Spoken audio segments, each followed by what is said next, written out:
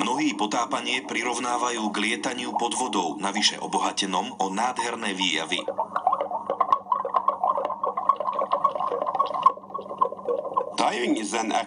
Potápanie je aktivita, ktorá sa deje v celkom inom fyzickom rozpoložení, ako sme zvyknutí v bežnom živote. Hovorí šéf Istanbulského inštitútu potápačskej medicíny.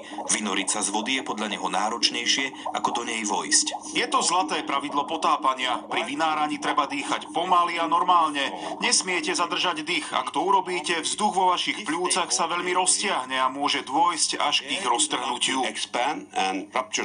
Utopiť sa v profesionálnom výstroji sa dá aj v rekreačných podmienkach.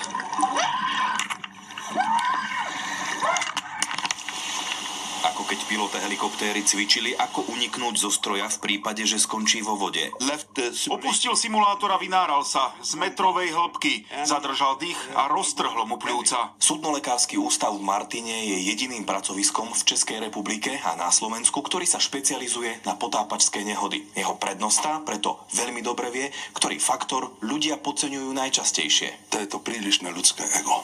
Technika dnes totiž zlyhá málokedy. Profesor Novomeský sa potápa 58 rokov a nedá dopustiť na poctivú prípravu v minulosti. Vtedy trvalo asi 1 rok, kým sa potápač vyzbrojil do tej miery, že bol schopný získať papiere a skúšky a certifikáty.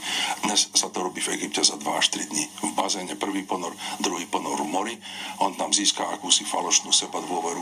Podľa údajov potápačskej poisťovacej agentúry sa rekreačnému potápaniu venuje celosvetovo 5 miliónov ľudí. Najmä tí mladí chcú mať z toho adrenalinový šport, to znamená hĺbšie, do väčšej hĺbky, dlhšie pod vodou, následky si neuvedomujú.